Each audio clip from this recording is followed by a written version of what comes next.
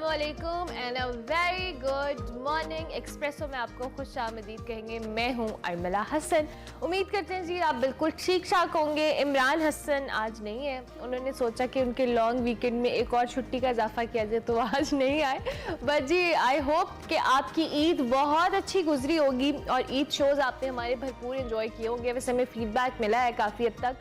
Thank you very much for appreciating. And secondly Eid की जो थकावट है और बहुत सारे लोग जब लॉन्ग वीकेंड के बाद आज ऑफिस जाने लगे तो मंडे ब्लूज जो होते हैं वो बहुत डबल हो गए। मुझे लगता है आज मुझे खुद बहुत सुस्ती हो रही थी क्योंकि सैटरडे संडे ऑफ होने के बाद मुझे तो 2 छुट्टियों के बाद सुस्ती हो रही थी। तो बहुत सारे लोगों का जिनका लॉन्ग वीकेंड था उनके लिए बहुत सुस्ती की बात है, लेकिन कोई बात नहीं, अब काम तो करना है। और इसके साथ साथ जी बहुत सारे लोग मैंने देखा ईद की छुट्टियों में नॉर्दर्न एरियाज गए हुए थे। कल रात को कुछ फुटेजेस मेरी आंखों के सामने से गुजरी जिसमें ट्रैफिक जैम थी बहुत मोटरवे के ऊपर, टोल प्लाजा के ऊपर। सो लोगों ने काफ़ी हद तक इस लॉन्ग वीकेंड को प्रोडक्टिव तरीके से एंजॉय किया, नॉर्दर्न एरियाज हों या दीगर जगह वहाँ जाकर। So back to work and दोबारा से काम पे आप लोग आज जाने की तैयारी बहुत सारे लोग कर रहे होंगे। लेकिन उसके साथ साथ जी बड़ी अच्छी बात है कि हज का सिलसिला जो ख़त्म हुआ है। ऑब्वियसली बहुत सारे जो हाजी हैं उन्होंने इस बार हज का फरीज़ा सरअंजाम दिया है और हुजाज कराम की जो वतन वापसी है उसका सिलसिला भी शुरू हो गया है। और कराची हो, लाहौर हो, इस्लामाबाद में हो, इसमें कौमी एयरलाइन की परवाज़ें आना शुरू हो गई हैं। इसके हवाले से हाजियों को मुबारकबाद के बाद के पैगामात भी दिए जा रहे हैं। PIA ज़राए के मुताबिक 300 परवाज़ों के जरिए 62,000 जो हाजी हैं उनको वतन वापस लाया जाएगा। और PIA का जो बादस हज ऑपरेशन है ये 2 अगस्त तक जारी रहेगा। ये जून के स्टार्ट में स्टार्ट हुआ था, बल्कि एंड ऑफ मई में ये सिलसिला शुरू हुआ था। उसके बाद अब 2 अगस्त तक ये 300 फ्लाइट्स हैं जो PIA जिसके जरिए बहुत सारे जैसे 62,000 मैंने नंबर एस्टिमेटेड आपको बताया कि हाजियों को वतन वापस लाया जाएगा। तो जिन लोगों ने हज कर लिया उनका अल्लाह ताला हज कबूल फरमाए। हमारी तरफ से बहुत बहुत उनको मुबारकबाद भी। जैसे जैसे सिलसिला आता रहेगा फ्लाइट्स आती रहेंगी, हम आपको अपडेट भी करते रहेंगे जी। इसके साथ साथ बारिशें भी आ रही हैं। आज से 8 जुलाई तक मानसून बारिशों की पेशगोई कर दी है जी। पंजाब भर में महकमा मौसमियात ने अलर्ट भी जारी कर दिया गया है। इस्लामाबाद हो, लाहौर हो, रावलपिंडी हो, गुजरावाला समेत मुख्तलिफ शहरों में बारिशें होंगी। कराची में 7 और 8 जुलाई को गरज चमक के साथ जी बारिश एक्सपेक्टेड है, जबकि दही, सिंध और बलोचिस्तान के कुछ अजला की बात की जाए तो वहाँ भी बारिशें मुतवक्के हैं। महकमा मौसमियात के मुताबिक जी 4 से 7 जुलाई के दौरान जो इस्लामाबाद है, रावलपिंडी है, पेशावर है, गुजरावाला है, लाहौर है, इसमें अर्बन फ्लडिंग का खदशा है। चूँकि दीगर इलाकों की भी हम बात करें, मरी है, गिलियात है, कश्मीर है, गिलगित बल्तिस्तान है, खैबर पख्तूनख्वा, इनके पहाड़ी इलाकों में लैंडस्लाइडिंग के हवाले से भी कंसर्न शो किया जा रहा है। और आपको पिछले कुछ दिन में बारिश हुई थी पिछले कुछ दिन पहले लाहौर के अंदर, जिससे लाहौर के हालात तो बहुत बिगड़ गए थे। सो बी सेफ एवरीवन। और महकमा मौसमियात ने जो अलर्ट जारी किया है इसके मुताबिक मेरे ख्याल से इंतजामिया भी कुछ इकदाम कर रही होगी। आई होप कि बारिशें रहमत की ही साबित हों। प्रोग्राम में जी एज यूजुअल हम आगे बढ़ते हैं। आपको पता है सियासी सूरत हाल आपको हमारे सामने कुछ ना कुछ चेंज करती रहती है, तो अभी आपको बताते हैं आज की बड़ी खबर।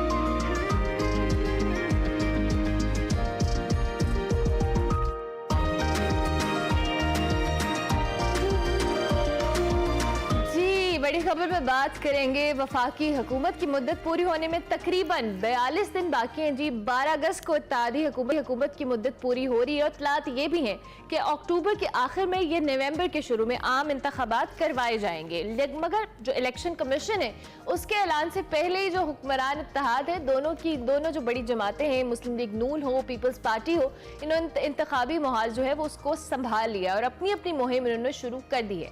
नून लीग जी नवाज शरीफ को चौथी मरतबा वजीर आजम बनाने, जबकि पीपल्स पार्टी दावा करी है कि मुल्क के आइंदा वजीर आजम बिलावल भुट्टो जरदारी होंगे। मुस्लिम लीग नून की जी इंतखाबी मुहिम का जो तमाम तरह निसार है वह नवाज शरीफ साहब की वतन वापसी पर है। उनकी इंतखाबी सियासत में जो वापसी के लिए तमाम रास्ते भी क्लियर किए जा रहे हैं। तायात नाहली वाला जो मामला है उसके खात्मे के लिए जो कह लें जंगी बुनियादों पर कानून साजी भी की जा रही है। पीपल्स पार्टी पूरा जोर लगा रही है कि किसी ना किसी तरीके से पंजाब के अंदर अपने पांव जमा ले, जिसके लिए वो अपनी भरपूर कोशिशें भी कर रही है। हाल ही में जी जो तश्कील पाई गई जाने वाली जमात है इस्तेकाम पाकिस्तान पार्टी, उसने भी कमर कस ली है। मुखालिफिन को टफ टाइम देने की तैयारी शुरू कर दी गई है। और इधर इलेक्शन एक्ट में तरमीम के बाद इलेक्शन कमीशन को इंतखाबात की तारीख देने और इसे तब्दील करने के इख्तियारात भी दे दिए गए हैं। आइन और कानून के मुताबिक जी हुकूमत की जो मुद्दत पूरी होने के बाद 60 या 90 दिन में जनरल इलेक्शन कराना लाजमी है, मगर अफवाहें ये भी तेजी से गर्दिश कर रही हैं कि जनरल इलेक्शन में 6 माह की मजीद ताखीर हो सकती है। ऐसी अफवाहें हैं, इस पर आई डोंट नो क्या सदाकत है और क्या नहीं।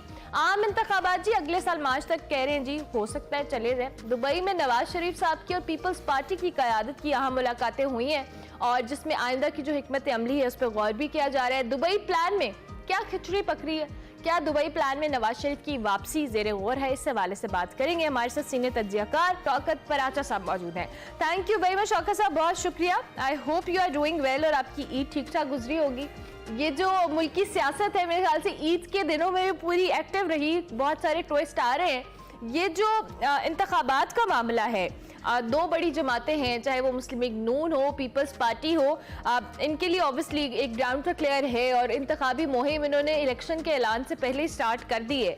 क्या आपको लग रहा है कि ये इलेक्शन टाइम पे होंगे और जो मुद्दत पूरी होने के सिर्फ जो 42 दिन बाद या 90 दिन के बाद जो एक मुद्दत होती है इसमें इलेक्शन हो सकता है?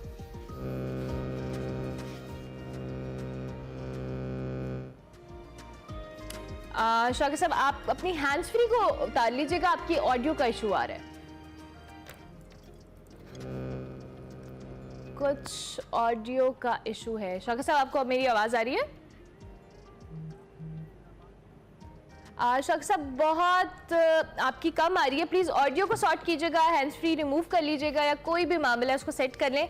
मीनवाइल जी इलेक्शन के हवाले से हम बात कर रहे हैं और ये जो वफाकी हुकूमत है इसकी मुद्दत के हवाले से मैंने आपको बताया कि 42 दिन रह गए हैं और 2023 के इलेक्शन के हवाले से कुछ अफवाहें थी कि ये पोस्टपोन भी हो सकती है, लेकिन दूसरी जानिब जो चैलेंजेस हैं वो हुकूमत के लिए अपनी जगह उसी तरह से बरकरार है, चाहे वो महंगाई हो, IMF से मुआहदा हो गया, इस हवाले से हमने आगे जाके बात करनी है। लेकिन ये भी एक प्लस पॉइंट है कि जो हमें एक किस्त थी वो जारी कर दी गई है, उसके साथ साथ प्राइम मिनिस्टर ने खुद भी इस हवाले से ट्वीट किया। और ये जो सारे मामलात हैं इलेक्शन के लिए, क्या जो मौजूदा हुकूमत है, जो मौजूदा PDM इत्तेहाद है, उनके लिए प्लस पॉइंट होगा या नहीं, क्योंकि ऑलरेडी महंगाई और दीगर चीज़ें जो हैं उसकी वजह से ये हुकूमत रिलक्टेंट भी थी इलेक्शन कराने के लिए। और अब जब इलेक्शन के हवाले से और इनकी मुद्दत पूरी होने के हवाले से बहुत सारी बातें हैं, तो ये मामला भी इस तरफ सेटल कि इनका जो वोट बैंक है वो क्या इम्पैक्ट आया था उस पर या नहीं आया था। और पीपल्स पार्टी के हवाले से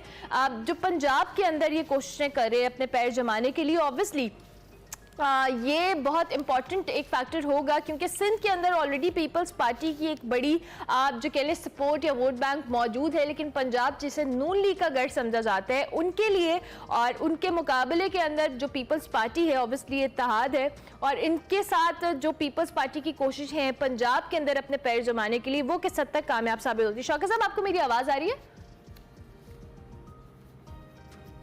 नहीं सुन पा रहे मुझे लग रहा है। शौकत साहब की ऑडियो का इशू है जी। शौकत साहब हमारे साथ मौजूद हैं लेकिन उनसे हम बात करने की कोशिश करते हैं जी। IMF के मुआहदे के हवाले से आज न्यूज़पेपर में भी कुछ खबरें थी और इस हवाले से इस रात जो है ऑब्वियसली ये बड़ी कोशिशों के बाद ये कह लें बहुत ही हुकूमत ने सर तोड़ जो कोशिशें की उसके बाद ये मुआहदा तय पाया। ऑब्वियसली बजट के हवाले से जो टैक्सेस आए हैं सारी चीज़ें हैं ये सब हुकूमत की जो तमाम तर जो ऑब्वियसली एफर्ट्स हैं उनके लिए एक पॉजिटिव खबर भी है, लेकिन उसके साथ इसका जो आफ्टर इम्पैक्ट है वो किस तरह से आएगा। और इलेक्शन की तारीख के हवाले से जो डेट्स के हवाले से तारीख के हवाले से हम बात कर रहे थे, तो इलेक्शन की जो जी आपको पता है तारीख ये जो मुद्दत पूरी होने में चंद जिस तरह से मैंने 42 दिन के हवाले से कहा वापी रह गए, लेकिन इसके साथ साथ जी जो अफवाहें गर्म है वो भी यही है कि हो सकता है कि हुकूमत ये इलेक्शन अगले मार्च तक 2024 तक इसको पोस्टपोन कर लिया जाए। और जो तरमीम की गई हैं उसके बाद ऑब्वियसली ये सारा इख्तियार इलेक्शन कमीशन के पास है कि इलेक्शन के मामले में क्या होता है क्या नहीं। नून लीग दावा करी और नवाज शरीफ साहब की वतन वापसी के हवाले से ऑब्वियसली दुबई में जो हम मुलाकात हुई है, कुछ ज़राए के मुताबिक ये भी खबरें कि नवाज शरीफ की वतन वापसी जो है उसका जो नून लीग की सारी ओवरऑल सियासत है उसका इम्पैक्ट नवाज शरीफ की वतन वापसी पे है। नवाज शरीफ साहब आते हैं या नहीं आते हैं उनके लिए राहें तो हमवार की जा रही हैं। ताहयात जो नाहली का मामला है उसके ऊपर भी काफ़ी ज़्यादा जो बातें हैं कि उसके ऊपर कानूनी महाज पे बहुत सरगर्म दिखाई दे रही है नून लीग। शौकत पराचा साहब हमारे साथ मौजूद है। शौकत साहब आपको आवाज़ आ रही है? जी बिल्कुल, आवाज तो पहले भी आपकी आ रही थी, शायद मेरी हाँ आवाज। जी, ऑडियो का कुछ इशू था। चले शौकत साहब, ये मैंने कुछ ओवरऑल सी बात की, ऑब्वियसली आप बेहतर अंदाज में इसको एक्सप्लेन कर सकते हैं। ये जो मुद्दत पूरी होने के बाद इलेक्शन का मामला है, जनरल इलेक्शन का मामला है, आपको लगता है कि हुकूमत या मौजूदा जो हुकूमती इत्तेहाद है वो उसके लिए रेडी है? और क्या इसका जिस हवाले से नवाज शरीफ की वापसी हो या पीपल्स पार्टी के पंजाब के अंदर एक रोल हो, ये सारी चीजें इन इलेक्शन से पहले इस मुहिम के अंदर केटर की जा सकेंगी? देखिए, यही रियल क्वेश्चन है आज की सियासी सूरत हाल के, और आपने खुद भी एक्सप्लेन कर दिया। क्योंकि अगर असेंबली अपनी मुद्दत से एक दिन पहले, 2 दिन पहले, 5 दिन पहले या 1 साल पहले तोड़ दी जाए, फिर तो 90 दिनों में इलेक्शन होंगे। और अगर बिल्कुल अपनी मुद्दत पूरी करे तो फिर 60 दिन में इलेक्शन होंगे। 1 महीना अगर तो इलेक्शन करवाने हैं तो फिर 1 महीना ऊपर करने से, यानी 60 की बजाय 90 दिन तक ले जाने से कोई खास फर्क नहीं पड़ता। अलबत्ता जो रियल इशूज हैं वो नंबर 1, एक तो मियां नवाज शरीफ की वापसी है। उसके लिए मेरा नहीं ख्याल कि दुबई में कुछ ज्यादा डिस्कशन उसके ऊपर हुई है, क्योंकि वो 3 कवानीन बन चुके। प्रैक्टिस एंड प्रोसीजर जो कानून जिसको सुप्रीम कोर्ट ने सस्पेंड किया हुआ है और देर समात है। दूसरा कानून बनाया है रिव्यू ऑफ जजमेंट्स, वो भी देर समात है लेकिन सस्पेंड नहीं है। और तीसरा इलेक्शन एक्ट जिसका आपने भी जिक्र किया, सेक्शन 57 के अंदर, तो उसमें इलेक्शन कमीशन को अख्तियार मिल गया इलेक्शन डेट देने का। ना आप सदर ममलिकत डेट देंगे, ना आप गवर्नर डेट देंगे। लेकिन उसमें दूसरी बात जो नाअहली की मुद्दत थी वो 5 साल कर दी गई तायात की बजाय। अब वो मियां नवाज शरीफ ऑटोमेटिकली उससे निकल आए। वो कमरी 5 साल की मुद्दत पूरी हो गई, नाअहली की पूरी हो गई, तो इस वक्त ही रेडी टू रिटर्न। वो किसी भी वक्त वो जब चाहे आ सकते हैं। और अगर वो इलेक्शन से पहले नहीं आते तो फिर मुस्लिम लीग को क्या फायदा उनकी क़यादत का, उनकी रहबरी का, उनके एक 3 बार वज़ीर आज़म होने का, अगर इलेक्शन टाइम में वो पार्टी को और नहीं आकर लीड करते। दूसरी बात जो वहाँ डिस्कशन होती रही दुबई में, मेरा ख्याल है, जो मैंने थोड़ी बहुत इंफॉर्मेशन ली, ज्यादा फोकस रह गया कि केयर टेकर प्राइम मिनिस्टर कौन बनेगा, क्योंकि केयर टेकर प्राइम मिनिस्टर ने ही मामलात को आगे बढ़ाना है। जो डाउट है कि 3 महीने में इलेक्शन होंगे या 6 महीने में होंगे या 2 साल में होंगे, तो all depends upon the care taker prime minister. अब जरदारी साहब ने भी कुछ नाम दिए, ज़राए के मुताबिक कुछ नाम दिए मियां नवाज शरीफ ने। किसी एक नाम पे इन दोनों के दरमियान कुछ इत्तफाक राय भी हुआ। अब मेरे पास नाम है लेकिन मैं खामखा की स्पेकुलेशन नहीं करना चाह रहा, क्योंकि फिर ये नाम जब इस हुकूमती इत्तेहाद की तरफ से या 2 सियासी बड़ों की तरफ से सामने लाए जाएंगे दी रियल पावर्स के सामने, तो जाहिर है उनके भी अपनी कंसिडरेशन होगी। तो उसके बाद जाकर ये केयर टेकर हुकूमत का मरहला मुकम्मल होगा। अब दूसरा अहम इशू है, क्या पीटीआई को इजाजत मिलेगी, पीटीआई इलेक्शन लड़ेगी, पीटीआई इलेक्शन में हिस्सा लेगी? क्या आसिफ जरदारी साहब और मियां नवाज शरीफ साहब पीटीआई का अभी तक जो एक moral as a political party खड़ा है, डिस्पाइट 9 मई की जो जिम्मेदारी है भी इन्हीं की और इन्हीं पे ही डाली गई है, तो क्या इसके बावजूद भी अब वो मैदान में आसिफ अली जरदारी और मियां नवाज शरीफ के लिए चैलेंज है? यकीनन चैलेंज है। ये जिन लोगों को इमरान पीटीआई चेयरमैन ने प्रोविंशियल असेंबली पंजाब का टिकट दिया था, उनमें से सिर्फ कोई 30 से 40 छोड़ के गए हैं। बाकी 300 से ऊपर जितने भी टिकट होल्डर हैं वो साथ खड़े हुए हैं। तो पार्टी अभी तक टूटी नहीं है। अच्छा शौकत साहब, अभी आपने खुद भी बात की और आपने अपने पहले जवाब में ही कहा, क्या आपको लगता है कि हुकूमत जो है वो मुद्दत पूरी होने से पहले असम्बलियाँ तोड़ने के हवाले से कुछ गौर कर रही है, अगर आपके पास कोई ऐसी इन्फॉर्मेशन है? और दूसरी जानिब जिस तरह से आपने नवाज शरीफ साहब की वापसी के हवाले से बात की, और ऑब्वियसली ये एक इत्तेहाद है और इनके अपने मफादात हैं, इनका आपस में जो भी कोलैबोरेशन है, लेकिन पीपल्स पार्टी बिलावल भुट्टो जरदारी के हवाले से बड़ी होपफुल है, और दूसरी जानिब जो नून लीग है वो नवाज शरीफ की वापसी के लिए बड़ी कोशिश करी, और आपने खुद भी कहा कि तायात नाअहली से वो वैसे ही निकल आए जो भी तरमीम की गई। सो ये जो दोनों कैंडिडेट्स हैं ऑब्वियसली अपनी अपने तौर पे तो जोर लगाएंगे, तो क्या खुदा न खास्ता हम इनमें कोई इख्तलाफ भी इस मामले पे देख सकते हैं? देखिए, एक बड़ा अच्छा फार्मूला बना जब ये पिछले साल 10 अप्रैल को नो कॉन्फिडेंस की तैयारी हो रही थी और अल्टीमेटली हुआ कि जिसके पास नशिस्तें ज्यादा होंगी कौमी असेंबली की, प्राइम मिनिस्टर का हकदार वो होगा। और आपको याद है साबिक सदर आसिफ अली जरदारी साहब ने बरमला कहा था कि चूंकि मियां शहबाज शरीफ के पास कौमी असेंबली की नशिस्तें ज्यादा हैं तो वही प्राइम मिनिस्टर होंगे। अब भी आने वाले इलेक्शन वो मैं कहूँगा जब भी हो उन इलेक्शन में इसी फार्मूले को सामने रखा जाएगा। और इसी वजह से ये सारी जो भागदौड़ हो रही है, जो लोग अब एक पार्टी से टूट के दूसरी में जा रहे हैं और दूसरी पार्टियां उनको बड़ा वार्मली वेलकम कर रही हैं, वो इसलिए कि इलेक्टेबल्स हमारे साथ आए, हम ज्यादा से ज्यादा नंबर पुट अप करें, इलेक्शन के बाद ज्यादा से ज्यादा सीटें हों ताकि हम अपना वज़ीर आज़म बना सकें। आसिफ अली जरदारी साहब को पंजाब में कोई 25 से 30 MNA कम अज कम चाहिए, ज्यादा तो सारे भी हो सकते हैं, कौन उसको इनकार करेगा। लेकिन अगर Peoples Party 25-30 members of the national assembly निकालने में कामयाब हो गई तो फिर जरदारी साहब का जो स्टेक है प्राइम मिनिस्टर का वो बहुत ज्यादा। अच्छा साहब, सीट एडजस्टमेंट पे होगी या वैसे ही आप कह रहे हैं कि निकाल लेंगे? सीट एडजस्टमेंट हर सीट पे नहीं हुआ करती। मसलन जो दोनों पार्टियों के बड़े बड़े रहनुमा हैं, यानी जहां मियां शहबाज शरीफ साहब लड़ेंगे तो ऑब्वियसली पीपल्स पार्टी वहां बंदा फील्ड नहीं करेगी। जहां पर साबिक वज़ीर आज़म यूसुफ रज़ा गिलानी साहब लड़ेंगे या राजा परवेज अशरफ साहब लड़ेंगे या कायरा साहब लड़ेंगे, हिना रबानी खार साहिबा जिस सीट पर होंगी, मखदूम अहमद महमूद साहब खुद या उनके साहिबजादगान होंगे, तो वहाँ ऑब्वियसली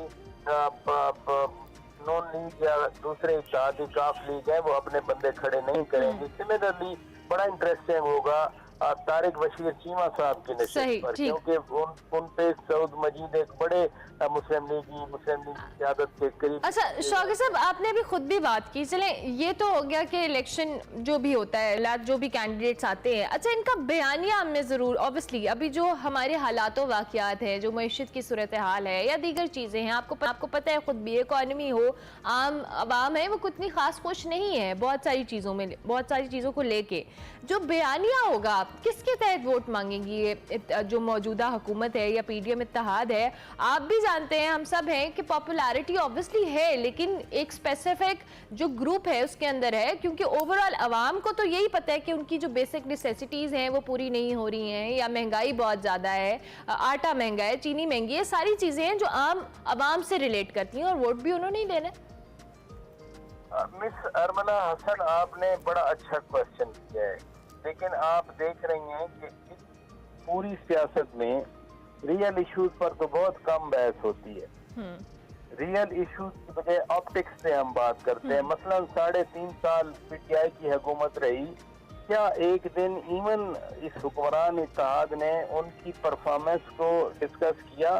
क्या उन्होंने ये डिस्कस किया कि चीनी 55 रुपए से 110 हो गई थी एक ही रात में, और खुद PTI चेयरमैन जो उस वक्त वज़ीर आज़म थे उन्होंने पहले FIA का ऑडिट कराया, फिर फॉरेंसिक ऑडिट कराया, आटा शार्ट हुआ था, महंगा हुआ था, वो भावलपुर से जो सूबाई वजीर थे समी साहब उनको हटाया या कलंदर शाह को KP में हटाया, उसके बाद क्या एक्शन हुए? कुछ नहीं हुआ। अब जो बयानिया बनेगा, मैं समझता हूँ मौजूदा हुकूमत तो कहेगी कि हम पाकिस्तान को वापस आलमी दुनिया के मरकज में ले आए, हम फॉरेन पॉलिसी में तनाव गए थे, सऊदी अरब, चीन, तुर्की जैसे अहम दोस्त हमसे रूठ गए थे, और IMF के साथ हमने कामयाब मुज़ाकरात करके हमने मुल्क को डिफॉल्ट बना लिया, श्रीलंका बनने से बचा लिया। ये इनका सबसे बड़ा नारा होगा। दूसरी पार्टी के खिलाफ जो बात जाएगी वो होगी 9 मई वाली। 9 मई को जो फौजी तनसीबात पर हमले किए गए, वो मसलसल एक धब्बा है उस पार्टी पे, उस धब्बे को कभी मिटाया नहीं जा सकता। ठीक हो गया, बहुत शुक्रिया शौकत साहब आपके वक्त का। शौकत बराचे साहब हमारे साथ मौजूद थे और उनके मुताबिक जो इलेक्शन होंगे उसमें जो मौजूदा इत्तेहाद का बयानिया होगा वो यही होगा कि पाकिस्तान को डिफ़ॉल्ट होने से बचाया गया है। आइंदा आने वाले जो अमल है इसमें पाकिस्तान के लिए कुछ मुस्बत चीज़ें होंगी। इसी नोट पर जी आगे बढ़ते हैं। ब्रेक पर मुझे जाना है, लेकिन ब्रेक पर जाने से पहले आपको बता दें जी, पाकिस्तानी जो आपको पता है हमारी ख़वातीन हैं वो नांगा पर्वत पर पहुँच गई हैं। पाकिस्तानी खातून कोपेमा नायला कयानी ने नांगा पर्वत को सर कर लिया है। नांगा पर्वत के हवाले से आपको बताएं तो नायला कयानी ने कल सुबह 10:18 पर नांगा पर्वत के टॉप पर पहुंची। 8,126 मीटर बुलंद नांगा पर्वत के हवाले से आपको बताएं तो ये दुनिया की 8वीं बुलंद तरीन चोटी है। इससे पहले आपको पता है नायला कयानी ने 8,000 मीटर से बुलंद 7 चोटियां सर करने वाली ये पहली पाकिस्तानी खातून हैं। इससे कब जी ये G1 G2 के बाद K2 माउंट एवरेस्ट, अन्नपूर्णा और लॉट्से भी सर कर चुकी हैं। दूसरी जानिब नायला के अलावा समीना बेग और दीगर पाकिस्तानी कोपेमा ने भी गुज़िश्ता रोज नांगा पर्वत को सर किया। इससे कबल जी एवरेस्ट और K2 भी सर कर चुकी हैं। समीना के हवाले से हम आपको बता रहे हैं और समीना के साथ रिजवान दाद ने भी नांगा पर्वत को सर किया है। ईद मोहम्मद हो, वकार अली, अहमद बेग, लियाकत करीम और सईद करीम बगैर मसनूई ऑक्सीजन के 11:40 पर नांगा पर्वत इन्होंने सर किया। बहुत सारे इंटरनेशनल कोपेम है उन्होंने भी इसको भी सर किया है। तो हमने सोचा कि नायला कयानी और समीना बेग के हवाले से आपको बताया जाए। अभी हमने एक ब्रेक लेनी है, ब्रेक के बाद वापस आते हैं। आप देखते रहिए एक्सप्रेसो।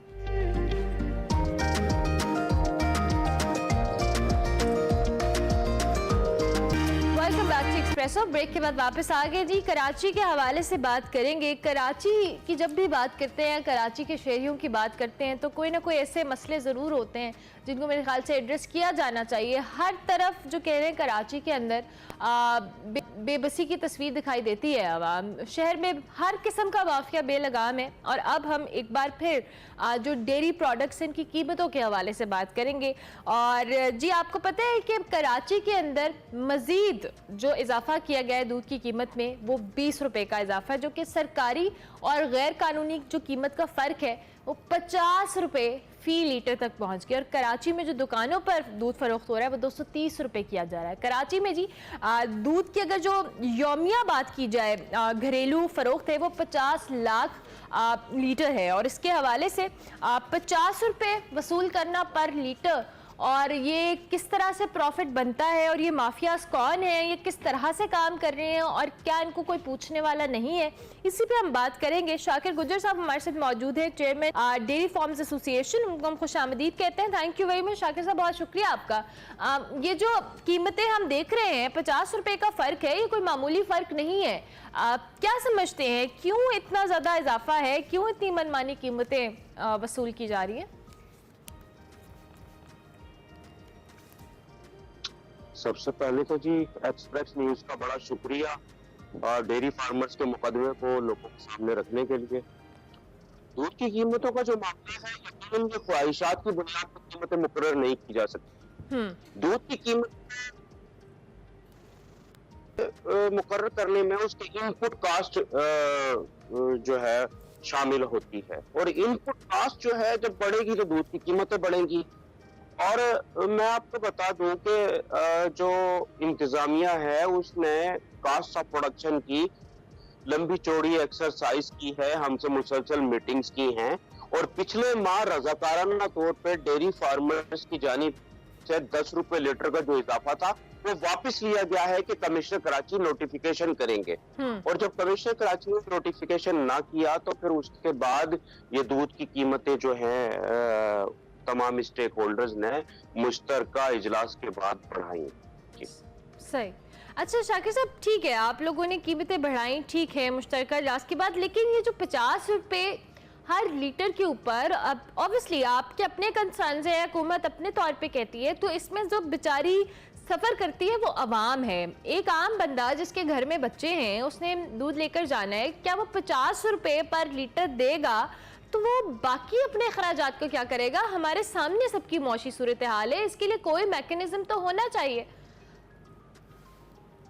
यकीनन जी हम खुद बड़े फिक्रमंद हैं कि दूध या दीगर अशिया ज़रूरिया वो सारिफ की कुव्वत खरीद से बाहर हो गई हैं और यकीनन उसका इम्पैक्ट दूध की जो सेल्स है उस पर भी आया और दूध की सेल्स मुल्क भर में 30% तक कम हो गई हैं। तो मैं आपको बता दूं कि हम बड़े फिक्रमंद हैं। उसके लिए हमने ministry of national food security and research और चारों सूबों के महकमा लाइव स्टॉक और दीगर मुताल्लिका जो भी अथॉरिटीज हैं बशमूल वजीर आजम पाकिस्तान तमाम को लिखा है कि जी दूध की पैदावारी लागत कम करने के लिए आप हमारी सिफारिश पर गौर करें, आप स्टेक होल्डर्स के साथ बैठें क्योंकि पॉलिसी मेकर जो है क्या है आपकी शाकिर साहब, सिफारिशात क्या है आपकी?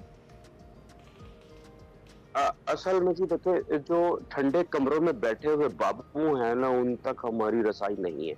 हमने उन्हें कहा है जी देखिए मुल्क की जरूरियात पूरी किए बगैर अजनास के बाय प्रोडक्ट की एक्सपोर्ट को आप बंद कर दें, मवेशियों को जेनेटिकली इंप्रूव करें जैसे कि दुनिया ने अपने दूध देने की मवेशियों की सलाहियत को बढ़ाया है ताकि हम उनकी दूध देने की सलाहियत को बढ़ाएं ना कि कीमत को बढ़ाएं। और मैं आपको बता दूं कि वतन अजीज में 45% चारा अजनास पैदा होते हैं हमारे मवेशियों की जरूरियात का और वो भी जो अजनास हैं वो हमारी जरूरत को मद्देनजर रखे बगैर मिडल ईस्ट एक्सपोर्ट कर दिए जाते हैं। जब वो एक्सपोर्ट होते हैं तो हमें इंपोर्ट का सहारा लेना पड़ता है और उसका इंपैक्ट आता है दूध की पैदावारी लागत पे और जब दूध की पैदावारी लागत बढ़ती है तो उसका बहुत सारिफ उठाता है और यकीनन लम्हा फिक्रिया तो इसके लिए कोई तो मैकेनिज्म तो निकालना या कोई सोल्यूशन तो निकालना पड़ेगा ना, वरना इस तरह तो कीमतें बढ़ती रहेंगी हद तक अगर आपकी रसाई नहीं है आपके मुताबिक या तमाम जो स्टेक होल्डर्स हैं उनको वो एक पेज पे नहीं है तो फिर इसका सोल्यूशन क्या है? असल में जी देखें हम तो मिनिस्ट्री से पिछले दिनों भी मीटिंग हुई है जो जेनेटिक्स की टेक्नोलॉजी है जो इंडिया में हाल ही में एक कंपनी ने ABS टेक्नोलॉजीज ने मुंतकिल की है, हमने उसकी मुंतकली की बात की है ताकि फी कस पैदावार बढ़ सके। देखिए ना आज हमारी यील्ड जो है फी कस जो पैदावार है वो 8 लीटर है, 8 लीटर से भी घट के 7 लीटर आई और दुनिया का जो मवेशी है वो 100 लीटर रोजाना तक दे रहा है। सही। अगर हम अपनी पैदावार को बढ़ा लें 8 लीटर की बजाय 20 लीटर भी कर लें तो दूध की कीमतें 60-70 रुपए लीटर तक आ जाएंगी अगर फी कस पैदावार बढ़ जाए तो। या फिर अगर हम अजनास के बाय प्रोडक्ट की एक्सपोर्ट को बंद कर दें, हम अजनास की प्रोडक्ट एक्सपोर्ट की बात नहीं करते पर उसका जो बाय प्रोडक्ट है वो मेरे मवेशी की जरूरत है, उसे आप मेरी जरूरत पूरी किए बगैर एक्सपोर्ट नहीं कर सकते और अगर आप एक्सपोर्ट कर रहे हो तो वो यकीनन मुजरिमाना फेल है। तो हम चीख के कह रहे हैं, हम चिल्ला के कह रहे हैं कि खुदा के लिए ये अजनास मेरी जरूरत है, मेरे मवेशी की जरूरत है, इसे एक्सपोर्ट ना, इसका बहुत सारी उठाता है पर तो आपकी सुनवाई नहीं हो रही आपके मुताबिक, आपकी इस बात के ऊपर कोई एक्शन नहीं लिया जा रहा? नहीं जी कहाँ देखें। अच्छा अब ये बताएं कि कीमतें बढ़नी है या इसको आप मजीद कंट्रोल करने के लिए कोई फिलहाल फॉर द टाइम आप कुछ करेंगे?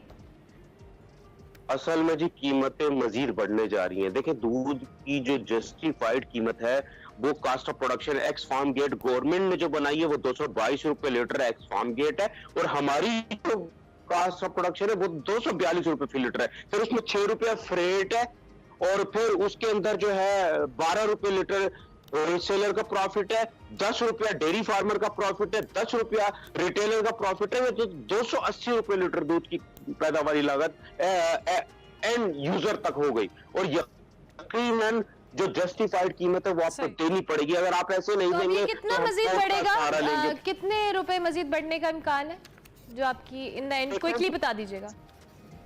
अगले माह इंशाल्लाह ताला 30 रुपए लीटर तक का मजीद इजाफा इसमें मुमकिन है। ओके ठीक हो गया, बहुत शुक्रिया साहब कि आपने वक्त दिया। इस वक्त हमारे साथ शाकिर गुज्जर साहब मौजूद थे, चेयरमैन डेयरी फार्म्स एसोसिएशन। उनके मुताबिक जी हुकूमत उनकी सिफारिशात पे गौर नहीं कर रही और आइंदा माह के अंदर 30 रुपए और महंगा होगा। इंतजामिया को इस हवाले से जरूर कोई एक्शन लेना होगा क्योंकि इन सब मामले में जो सफर कर रही है वो बेचारी कराची की आवाम है और कोई नहीं। ब्रेक लेते हैं, ब्रेक के बाद वापस आते हैं।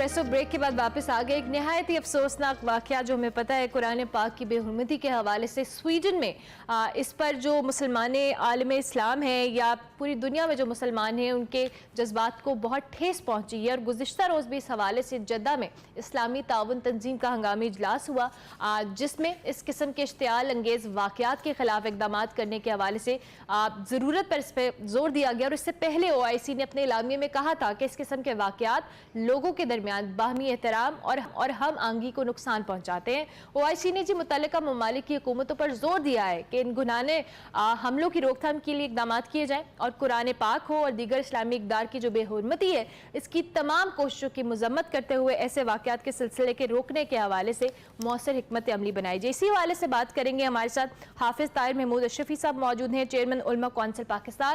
उनसे हम खुशामदीद कहते हैं। बहुत शुक्रिया हाफिज साहब कि आपने हमें वक्त दिया। अब निहायत ही अफसोसनाक वाक़या है और OIC ने जो एलामिया जारी किया है इसके हवाले से हम ज़रूर चाहेंगे क्या इस एलामिया से ये जो सूरत हाल है इसका सदेबाब मुमकिन होगा और बार बार इन कुरान पाक की बेहुरमती के हवाले से जो इक़दाम किए जा रहे हैं उसकी ज़रूरत पर जोर दिया जाए देने के हवाले से भी बात की गई है।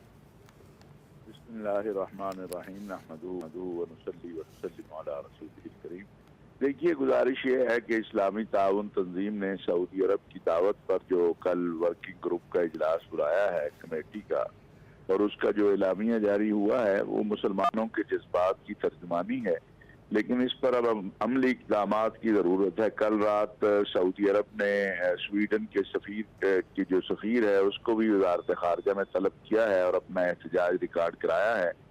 आलम इस्लाम को एक मुत्तफ़िक़ा मौक़िफ़ अपनाना होगा और ये जो जनूनी किस्म के और दहशतगर्द इंतहा पसंद लोग हैं जो मुख्तलिफ मज़ाहिब के लोगों के दरमियान तसादुम चाहते हैं और मुख्तलिफ मज़ाहिब के जो मानने वाले हैं उनके मुक़द्दसात की तौहीन करते हैं, बिलखुसूस सय्यदुल अंबिया हज़रत मोहम्मद मुस्तफ़ा सल्लल्लाहु अलैहि वसल्लम जो कि रहमतुल लिल आलमीन हैं और अल्लाह की किताब कुरान करीम जो कि अमन, मोहब्बत और रवादारी का पैगाम लेकर आई है।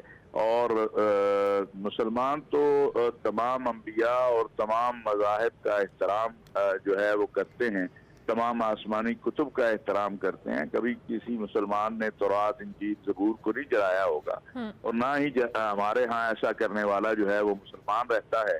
तो लिहाजा इस हवाले से अमली इक़दाम की ज़रूरत है और दुनिया को ये बावर करवाने की ज़रूरत है कि हुर्रियत फ़िक्र और आज़ादी इजहार के नाम के ऊपर ये जो वहशत और बर्बरियत है और ये जो दूसरे मज़ाहिब के मुक़द्दसात की तौहीन है ये किसी भी सूरत नाकाबिल कबूल है और इसको बर्दाश्त नहीं किया जा सकता। बिल्कुल। अच्छा हाफिज साहब, आपने खुद भी कहा इजहार राय की आज़ादी के नाम पे चाहे इस्लाम हो या दीगर मज़ाहिब इनको टारगेट करने की कोशिश की जाती है। क्यों इस हवाले से मगरिब के अंदर इतनी जो शिद्दत पसंदी है या इतनी जो के लिए एक्सट्रीमिज़म हम देखने में आ रहे हैं क्यों है और इसको रोकने के लिए कि किस तरह से अमली तौर पर इक़दाम करने होंगे मुख्तलिफ हुकूमतों को? देखिए, बात यह है कि इस्लाम चूँकि अपने पैगाम हक़ानियत की वजह से जो भी इस्लाम को पढ़ता है, रसूलुल्लाह सल्लल्लाहु अलैहि वसल्लम की सीरत तय्यबा को देखता है, कुरान करीम का मुताला करता है, तिलावत करता है, उसे समझता है, वो इस्लाम में शामिल हो जाता है। अब मसला ये है कि ये जो इंतहा पसंद हैं जो ये इस्लाम के पैगाम हक़ानियत से खौफज़दा हैं और वो इस्लाम के नाम पर तोहमतें लगाकर चाहते हैं कि किसी भी तरह से इस्लाम का जो ये तबलीग है और इस्लाम की जो हक़ानियत है, जो इस्लाम फैल रहा है, इसको रोका जाए। इससे तो इस्लाम नहीं रुकेगा, ये तो और फैलेगा इंशाअल्लाह। और ये तो दुनिया के मुकद्दर में है कि इस्लाम के पैगाम नूरानियत और हक़ानियत को पूरी दुनिया पे गालिब आना है। हाफिज साहब, आपको आवाज़ आ रही है? हाफिज ताहिर महमूद अशरफी साहब हमारे साथ मौजूद हैं। हाफिज साहब, आप सुन पा रहे हैं मुझे? अच्छा, हाफिज साहब हमारे साथ मौजूद थे और उनके मुताबिक ये जो एलामिया आया है कुरान पाक की बेहुरमती के हवाले से OIC की जानिब से इसके ऊपर अमली इक़दाम की ज़रूरत है। दूसरी जानिब जो स्वीडन की हुकूमत है उसका कहना है कि ये वाक़या जो है किसी तौर पे भी हुकूमत का जो मौक़िफ़ है उसको वाज़ेह नहीं करता। ये इनफरादी फ़ेल है और इसको उन्होंने मुस्तरद किया है। साथ साथ ये भी कहा कि जो स्वीडिश हुकूमत है उसका ये मौक़िफ़ नहीं है और ये ना उसके उनके मौक़िफ़ की कासी करता है। दूसरी जानिब जो यूरोपीय यूनियन है वो उस हवाले से कह रहे हैं कि जो वाक़या है जारहाना और इश्तियाल अंगेज़ी का रद्द अमल है। हाफिज़ साहब हमारे से एक बार फिर लाइन पर मौजूद हैं। हाफिज़ साहब, आप अपनी बात को भी कंप्लीट कीजिएगा। दूसरी जानिब मेरा एक सवाल भी ऐड कर लीजिएगा कि ये कोई अपनी पहला वाक़या नहीं है, इससे पहले हमने माजी के अंदर भी देखा है और आप लोगों की जानिब से भी, हुकूमत पाकिस्तान की जानिब से भी और उलमा कौंसिल की जानिब से भी इस पर शदीद एहतजाज रिकॉर्ड किया गया है। पहले वाक़यात के बाद अब दोबारा इस तरह से होना, इस पर आप किस तरह से समझते हैं कि मज़ीद आप लोग अपने मौक़िफ़ को स्ट्रॉन्ग करके आगे लेके जाएंगे ताकि इस तरह का कोई भी वाक़या आइंदा आने वाले दिनों के अंदर कोई भी किसी किस्म का वाक़या ना हो? देखिए, गुजारिश ये है, इसमें दो चीजें हैं। एक तो जिस तरह OIC का इजलास हुआ है, इस्लामी ममालिक को एक वाज़ेह दो टोक मौक़िफ़ इख्तियार करना है, बल्कि आलमी अमन को चाहने वाले हर फर्द को। और दूसरा ये है कि मुसलमानों को अपने किरदार और अमल, हमें अपना किरदार और अमल से भी दुनिया पर साबित करना चाहिए कि हम मोहम्मद अरबी सल्लल्लाहु अलैहि वसल्लम के मानने वाले हैं, हम कुरान की तालीमात पे अमल करने वाले हैं। और जब हम अमली तौर पर दिखाएंगे कि हम वाकई इस्लाम जो है वो अमन का दीन है, हम झूठ नहीं बोलते, हम फसाद नहीं करते, हम लोगों का हक नहीं मारते, तो जो इस्लाम की तालीमात हैं मुसलमान जब उसको अपनी अमली जिंदगी में लेकर आएगा तो उसके असरात जो हैं वो ये सारा जो फितने हैं और जो फसाद फैलाने वाले हैं या इस्लाम से खौफजदा तबके हैं, इनकी सारी कोशिशें जो हैं वो रायगा जाएंगी और इन्हीं में से लोग खड़े होंगे। और जो खड़े हो भी रहे हैं, जो इनके अमाल की मजम्मत कर रहे हैं, तो एक तरफ हमें दुनिया पर ये बावर करवाना है कि ये इस तरह की हरकतें नाकाबिले कबूल हैं, किसी सूरत बर्दाश्त नहीं की जा सकती हैं। और अगर कोई मुल्क जिस तरह के स्वीडन ने सरकारी सतह पर इसकी इजाज़त दी, तो फिर हमें भी इनके साथ अपने ताल्लुकात के हवाले से असर नौ सोचना चाहिए और ऐसे ममालिक के साथ जो है इस्लामी दुनिया को अपने ताल्लुकात मुनक़ते करने चाहिए। और दूसरी तरफ हमें अपने किरदार और अमल से दुनिया पर वाज़ेह करना चाहिए कि रहमतुल लिल आलमीन सल्लल्लाहु अलैहि वसल्लम के मानने वाले, कुरान की तालीमात पर चलने वाले जो है, उनका किसी किस्म की दहशत और वहशत से, बर्बरियत से और किसी भी किस्म की जो हकूक की तलफी है उससे कोई ताल्लुक नहीं है। हमारा अल्लाह रब्बुल आलमीन है और हमारे नबी सल्लल्लाहु अलैहि वसल्लम रहमतुल लिल आलमीन है और उनकी तालीमात ये कि ना, इस्लाम आया तो औरत को हक मिला, इस्लाम आया तो मजदूर को हक मिला। इस्लाम ने जो इंसानियत के हकूक का तहफ़्फ़ुज़ किया है वो कोई और नहीं कर सका है। तो इन चीज़ों को भी हमें दुनिया के सामने रखना चाहिए और अपना मौक़िफ़ में कोई लचक पैदा नहीं हमें करनी चाहिए इन मामलात के ऊपर। और अगर कोई मुल्क बाज नहीं आता और सरकारी सतह के ऊपर वहाँ पर इस तरह की जो है वो हरकत होती है, दहशतगर्दी होती है, दुनिया की सबसे बड़ी दहशतगर्दी ये है कि रसूल अकरम सल्लल्लाहु अलैहि वसल्लम की तौहीन की जाए और कुरान करीम को जलाया जाए। इससे बड़ी दहशतगर्दी दुनिया में नहीं हो सकती।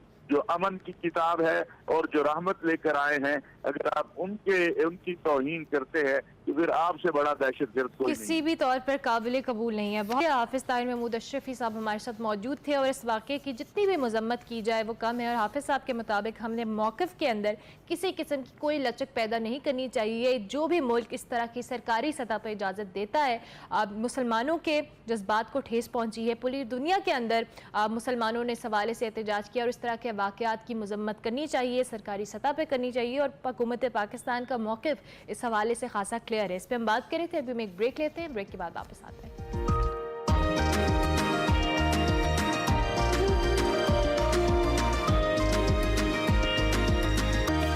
Welcome back to Expresso. आपको खुश आमदीद कहेंगे। अभी हम आपको इकॉनमी के हवाले से थोड़ी अपडेट देंगे। वैसे तो बहुत सारे लोगों को अपडेट होगी भी, लेकिन स्टिल जी इत्तेहादी हुकूमत की बड़ी मौशी कामयाबी उनको मिली है और वो कामयाबी है IMF से मुआहदे की सूरत में। चूँकि गुज़िश्ता मुआहदा तो मुकम्मल नहीं हो सका, मगर IMF के साथ एक नया मुआहदा तय पा गया है जिससे कमज़ोर मईशत है उसको इस्तेहकाम मिला है।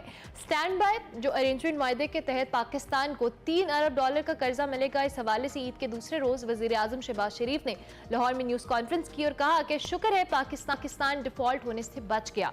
चीन ने पाकिस्तान को डिफॉल्ट होने से बचाया। सऊदी अरब और यूएई से $3 अरब आए हैं, जबकि आर्मी चीफ की गई कोशिशों को नजर आया कि army chief general Asim Munir ने भी बहुत कोशिशें की। यूएई और सऊदी अरब से आर्मी चीफ ने कर्जा दिलवाया। पेरिस में एमडी IMF से मुलाकात टर्निंग पॉइंट था। दुआ करें कि आखिरी IMF प्रोग्राम हो। और साथ साथ वजीर खजाना इसाक डार साहब ने वाज़ेह किया, जी पाकिस्तान डिफॉल्ट होने वाला मुल्क नहीं है। अगर हमारे पास IMF से मुआहदा ना होता हमारा, तो हमारे पास प्लान बी था। वो प्लान बी क्या था ये हमें नहीं पता, लेकिन इसाक डार साहब के मुताबिक ये प्लान बी था। जो तबाही हुई है इस वक्त, उन्होंने साथ साथ कहा इसकी बहाली के लिए रोने धोने से कुछ नहीं होगा, हमें अपनी तमाम चीज़ों को बेहतर करना होगा। इसी हवाले से इन डिटेल हम बात करते हैं जी। डॉक्टर खाकान नजीब मौजूद है हमारे साथ, एक्सपर्ट हैं, और उसके साथ साथ ओवरऑल जो हमारे IMF से मुआहदे की सारी सूरत हाल है उस पर भी बात करेंगे। और जनाब दूसरी जानिब अगर हम उनकी इसाक डार साहब की कल स्टेटमेंट के हवाले से बात की, उन्होंने कहा कि IMF से किए गए तमाम वादे जो हैं हम उनको पूरा करेंगे। मौशी प्रोग्राम में जो सिपा सालार हैं अपना हिस्सा डाल रहे हैं।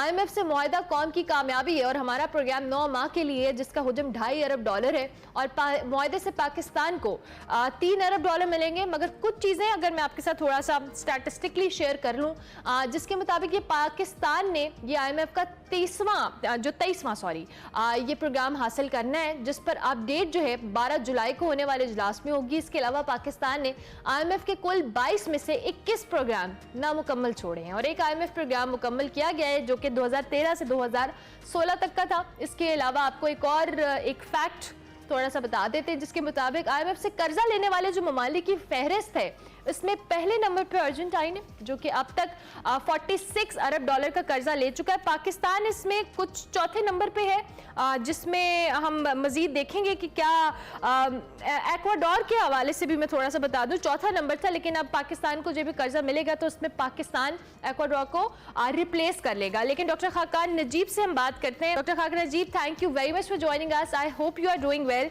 सॉरी, तो एक ब्रेकिंग थी, हमने आपको थोड़ा सा वेट करवाया, लेकिन ये जो IMF का मुआहिदा है और इसके जो स्टॉक एक्सचेंज पे असरात हैं वो तो हमें नजर आए। हुकूमत ये जो मुबारकबाद हमें दे रही है, आप इसको किस तरह से देखते हैं?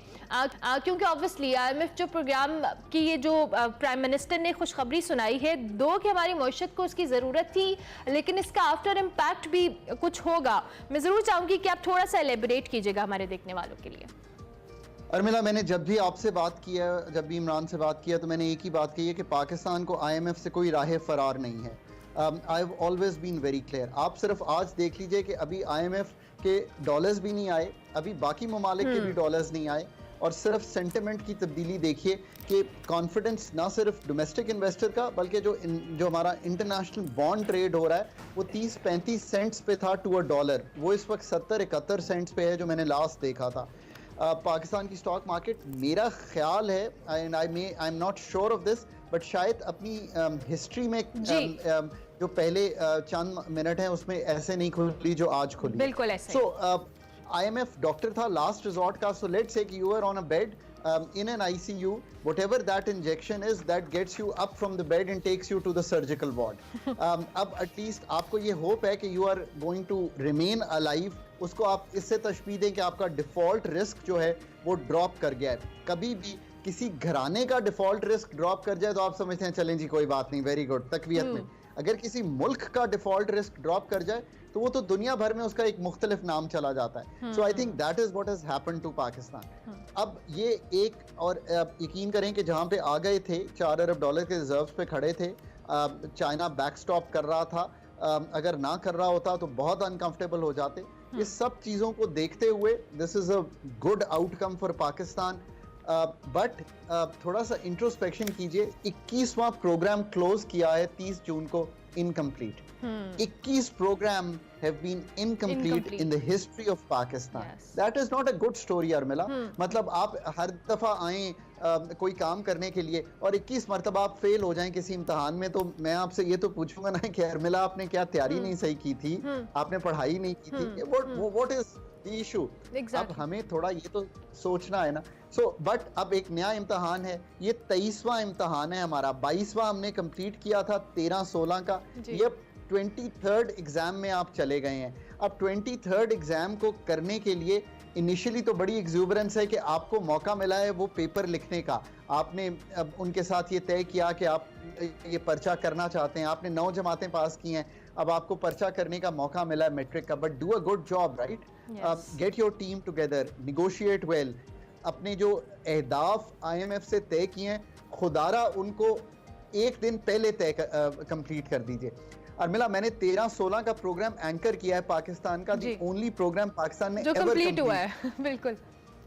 और मैं हमेशा ये कहता था कि अगर कोई 30 जून को ड्यू है तो यार let's get it done on the 29th of June, so that जब IMF से बात हो तो शर्मिंदगी के ना हो कि एक वादा किया था उसको पूरा किया। सो गेट दैट टीम टुगेदर। देखें, बात यह है कि पाकिस्तान के पास ना अनफॉर्चुनेटली वो टीम ही नहीं है कि ये डिलीवरी हो सके, और टीम से मेरा मतलब पॉलिटिकल टीम नहीं है, ये स्टेट एपरेटस जो है वो डिलीवर नहीं कर पा रहा अनफॉर्चुनेटली इन चीज़ों पे। अगर स्टेट एपरेटस इन चीज़ों पे डिलीवर कर पाता तो शायद हम कई प्रोग्राम कर चुके इस सिचुएशन में ना होते। डॉक्टर खाकन, सॉरी मैं आपको इंटरप्ट करी, मैं चाहूंगी आप एक और इसमें ऐड कर लें। जैसे आपने खुद भी क्रेडिट के हवाले से बात की कि कुछ माजी के अंदर ऑब्वियसली अगर हमने 21 प्रोग्राम नामुकम्मल छोड़े और सिर्फ एक कंप्लीट किया है, ये एक बहुत बड़ा इशू है, और इस पे ना सिर्फ IMF बल्कि दुनिया भर में क्रेडिबिलिटी पे सवालात उठते हैं। अभी हमने ऑलरेडी IMF के साथ जो हमारा मुआहदा है इसके लिए हमने बहुत कोशिशें की हैं, बहुत बर्डन डाला है, बहुत महंगाई हुई है, बहुत सख्त शराइत हमने मानी है। अभी भी आपको लगता है कि ये जो प्रोग्राम के अंदर हम चले तो गए हैं, लेकिन इसके बाद मजीद जो हमें चीज़ों को फुलफिल करना है उसके लिए हुकूमत या एडमिनिस्ट्रेशन लेवल के ऊपर वी आर रेडी, हम और बर्डन डाल सकते हैं, या हमारी जो कह लें बर्दाश्त है वो इसको मजीद कर सकती है इन तमाम तर चीज़ों को हैंडल? सो ये बहुत ही इम्पोर्टेंट क्वेश्चन है। अब अर्मिला, आई मीन चूँकि ईद के बाद हम पहली दफ़ा गुफ्तगू कर रहे हैं तो I don't want to alarm people, but July will be heavy on their purses, so please अपने खर्चे जो हैं ध्यान से कीजिए। आपने एक चीज़ की कीमत में रद्दोबदल देखा जो डीजल है, अभी आप बिजली और गैस की कीमत में भी शायद रद्दोबदल जो है वो आपको करना पड़ेगा। वो स्टोरी अपनी जगह कायम है, बट जो दूसरी स्टोरी होती कि खुदा ना खास्ता IMF का कोई स्टैंड बाय अरेंजमेंट जो हुआ है वो भी ना होता, तो आप सोचिए कि मतलब आपने दफ्तर आना होता तो शायद आप ना आ पाती, बिकॉज आप पे कोटा लग जाता पेट्रोल का, पेट्रोल की कीमत जो है वो कई गुना बढ़ जाती। So what I am trying to say is कि जो बिल्कुल जो वर्स्ट ऑप्शन था वो कम्प्लीटली अवॉइड हो गया। एक तरह से आपने एक बुलेट को डॉज कर लिया। So let's take a sigh of relief. अभी भी ये मुश्किलात तो पाकिस्तान की सारी मुश्किलात तो अपनी जगह खड़ी है ना, अब SOEs भी ब्लीड कर रहे हैं, टैक्सेशन भी वीक है, एनर्जी सेक्टर भी ब्लीडिंग है, ये सारी मुश्किलात अपनी जगह खड़ी हैं, पर जो डॉलर का इनफ्लो है वो कैसे बढ़ा है। और मिला, हम कर्जे लेने जा रहे हैं, अगले 4 से 5 अरब डॉलर के कर्जे अगले 2 माह में आ रहे हैं Pakistan. Is that a good story to tell? No, that's not a good story to tell, but the story is कि मुझे अभी घर चलाने के लिए और मुल्क चलाने के लिए मुझे अपनी डॉलर नीड्स जो हैं, अपनी कमिटमेंट्स को पूरा करने के लिए नए डॉलर्स लेकर पुराने डॉलर्स को पूरा करना है। That is not a good story to tell by any stretch of imagination. But अब बहुत काम करने की ज़रूरत है, मुल्क सिर्फ काम करके बनते हैं। अगर काम, अब मतलब कर्जा तो ले लिया है, पर अब काम जो करना है वो तो आपने करना है, कीजिए वो काम। आपके डेट की हैंडलिंग है, आपके IMF के प्रोग्राम की कंप्लीशन है, सारे जो सेक्टर्स मुश्किल में हैं उनको ठीक करने का इशू है, प्लान लिखने का इशू है। अगर ये काम होंगे अर्मिला तो 5-6 माह बाद आप मुझसे बात करेंगी तो we will be in slightly better shape. नहीं होंगे तो ये मुश्किल जो है जाएगी नहीं। जैसे कलीदी जो फैसले हैं वो नहीं होंगे तो ये मुश्किल जाएगी नहीं। और इसमें मैं नहीं समझता कि इस चीज़ पर डालना चाहिए कि पॉलिटिकल विल है नहीं है। असल इशू जो है वो स्टेट के एपरेटस की डिलीवरी है, उसको हैंडल करना है हमने। जब इंडिया में ये काम हुआ था तो बड़ी वीक गवर्नमेंट थी इंडिया में। 91 में मनमोहन सिंह जब आए थे तो India had a very weak government, एक कोलिशन की गवर्नमेंट थी, हालात बहुत मुश्किल थे, शायद हमारी तरह के हालात थे। सो अब आने वाली हुकूमत को तो नवंबर में इतना प्रिपेयर्ड आना है, वरना मैं मजाक में कहा करता हूँ कि अगर 5 साल किसी वजीर आज़म ने मुकम्मल नहीं किए तो यार एक दफ़ा ऐसे करें कि सारे मुश्किल फैसले कर दे आने वाला वजीर आज़म, फिर देखे कि क्या होता है। मैं यकीन से कहता हूँ कि वो अपने 5 साल मुकम्मल करेगा और वो चीज़ें डिफरेंट हमें रुख पे जाती हुई नजर आएंगी। अच्छा डॉक्टर खाकान, आपने रिफॉर्म्स के हवाले से बात की और अभी जब तक आपने खुद कहा कि ये कर्जा मिल जाना अचीवमेंट नहीं है, इसके बाद जो हमें रिफॉर्म्स करनी है, जो चीज़ों को बेहतर करना है, वो एक अलग स्टोरी है और इसके लिए बहुत स्ट्रॉन्ग हमें इकदाम करने होंगे। बट अनफॉर्चुनेटली आपको लगता है कि सारे इकदाम करने के लिए जो हमारे पास एक स्ट्रैटेजी या प्लानिंग होनी चाहिए, क्योंकि जितनी दफ़ा 21 मरतबा अगर हम IMF प्रोग्राम में गए हैं तो अब तक तो हमारे पास ऐसा कोई लॉन्ग टर्म प्लान होना चाहिए था जिससे कि हमें IMF की ज़रूरत ना पड़ती, या हमें कोई और एक प्लान बी जिसका इसाकदार साहब जिक्र कर रहे हैं वो प्लान बी कुछ और होना चाहिए था। ये जो रिफॉर्म्स हैं क्या ये पॉसिबल होंगी इस टेन्योर के अंदर? 9 माह का जो हमें प्रोग्राम मिला है जिसमें IMF की शराइत भी हैं, एक मौशी बर्डन भी है, उसके साथ साथ रिफॉर्म्स या दीगर सारे इदारों को एक पेज पे लाना है। Its a challenging situation for this government as well. Correct. So एक तो ये है कि याद रखिए कि जो IMF के प्रोग्राम होते हैं ना वो बहुत ज़्यादा डीप या फंडामेंटल या स्ट्रक्चरल नहीं होते। वो प्रोग्राम्स कोशिश ये करते हैं कि जो आपकी ब्लीडिंग्स हो रही हैं उनको किसी तरह रोका जाए, प्राइस चेंजेस किए जाएं, कुछ खसारों को कम करने के लिए नए टैक्सेस लगाए जाएं। तो इनको इस तरह नहीं सोचना चाहिए कि वो टैक्स का स्ट्रक्चर तब्दील कर देंगे या टैक्स की एडमिनिस्ट्रेटिव क्वालिटी तब्दील कर देंगे या टैक्स का इतनी बड़ी ब्रॉडनिंग कर देंगे। ये तो तसी एक लेवल तक कर सकते हैं, पर ये आपको स्पेस फराहम करते हैं कि अब हमने आपको ये अगले 9 माह दिए हैं, अब आप 9 माह में come and deliver on something deeper than this. अगर PIA का इतना बड़ा नुकसान है, अगर एनर्जी सेक्टर का इतना बड़ा नुकसान है तो करेक्ट कर लीजिए इन चीज़ों को। वो आपको ये चीज़ जो है वो फराहम करते हैं, वो चीज़ फराहम हो गई है आपको।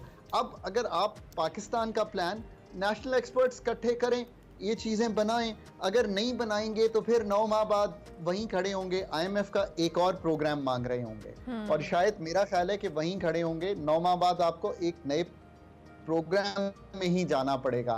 That's again not a good story to tell, but that seems to be the story. ठीक हो गया, thank you very much doctor, बहुत बेहतरीन अंदाज में हमें आपने बताया। दो की अच्छी खबर भी है, लेकिन वही बात है कि इस स्टोरी की जो दूसरी साइड है ये कोई अच्छी नहीं है। इसके लिए हमें for the long term planning करनी होगी और इसके लिए डॉक्टर खाकान नजीब कुछ सजेशंस दे रहे थे। Thank you very much once again doctor Khaqan Najeeb हमारे साथ मौजूद थे, हमें बता रहे थे IMF के साथ जी हमारा मुआहदा है, 9 माह है, IMF ने आपको स्पेस दी है कि आप अपनी चीज़ों को बेहतर करें, उसके अंदर रिफॉर्म्स लाएँ ताकि आपको आइंदा आने वाले सालों में IMF के प्रोग्राम्स में ना जाना पड़े। इसी नोट पे जी ब्रेक लेते हैं, ब्रेक के बाद वापस आते हैं।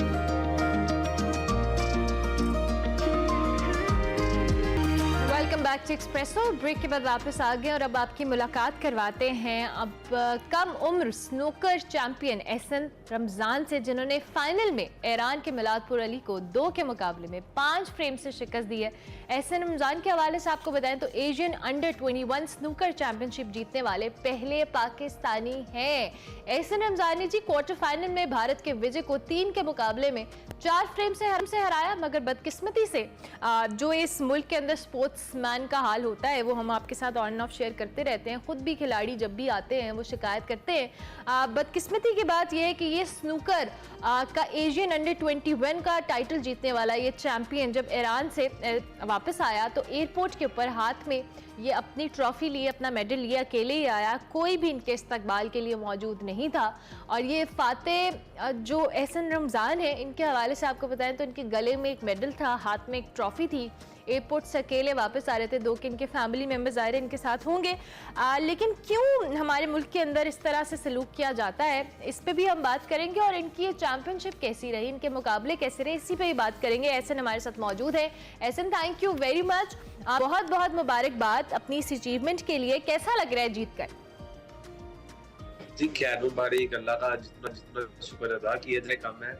बहुत अच्छा लग रहा है क्योंकि ये खुशकिस्मती होती है कि पाकिस्तान के लिए कुछ करना। अल्लाह ताला का जितना। एहसन मुझे ये बताएं कि आप अंडर 21 चैंपियनशिप अभी खेल कर आए हैं, ये जो स्नूकर खेलने का सफ़र है, नॉर्मली जब हमारे घरों में भाई या लड़के इस तरह के किसी शौक में होते तो वालिदैन बड़े डांटते हैं कि किन कामों में पड़ गए हो, पढ़ो लिखो, ये स्नूकर खेलनी इतना इनकरेज नहीं किया जाता। लेकिन अब ये प्रॉपर एक स्पोर्ट है और जिस तरह से आपने ये चैंपियनशिप खेली है, आपको शुरू में किसी ने मना किया था कि नहीं खेलनी और अब आपको देख के खुश हो रहे हो?